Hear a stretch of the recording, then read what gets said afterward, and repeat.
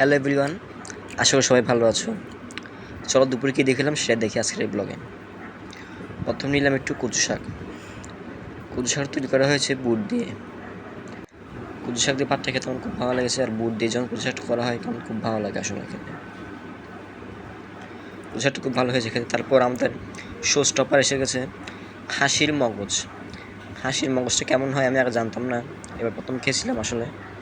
আপনার সবাই দেখুন খাসির মগজটা কেমন হয়। একটু কেটে নিলাম আমি খাসির মগজটা। কিন্তু খুব সুন্দর লাগছে খাসির মগজটা খেতে, কিন্তু আমার একদম সফট ছিল খাসির মগজটা, মানে একদমই সফট।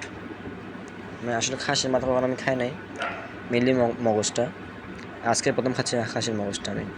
একদম খুব নরম ছিল, আর বাদ দিয়ে খেতে কিন্তু খুব ভালো লাগছিল খাসির মগজটা। আর স্বাদটা আমার কাছে একটু ভিন্ন রকম লাগছিল, তাই ভালো লাগছিল বেশি। তারপর একটু আপনার মগজের ঝোলটা নিলাম একটু। মগজের ঝোলটা কিন্তু খুব ভালো হয়েছে খেতে ভাতের সাথে।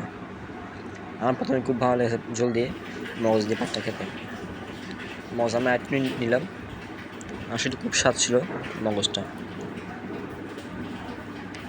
খুবই টেস্ট ছিল মগজটার। আর মশলা খুব ভালোভাবে ঢুকেছে মগজের মধ্যে। একটু খেয়ে ফেললাম এভাবে। তারপর এসে গেছে নেক্সট তরকারি। এটা মেনলি তৈরি করা হয়েছে আলু, ঝিঙে আর ছোটো ছোটো চিংড়ি মাছ। আপনি দেখতে পাচ্ছেন সবাই ছোটো ছোটো চিংড়ি মাছগুলো তৈরি করা হয়েছে। আর আলু ঝিঙের তরকারিটা কিন্তু খুব ভালো হয়েছে, আমার মা রান্না করেছে।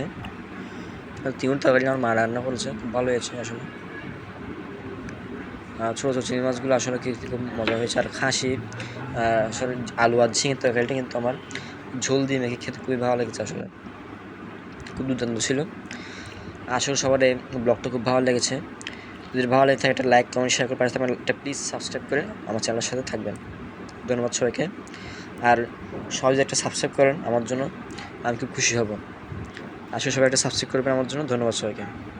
Good bye.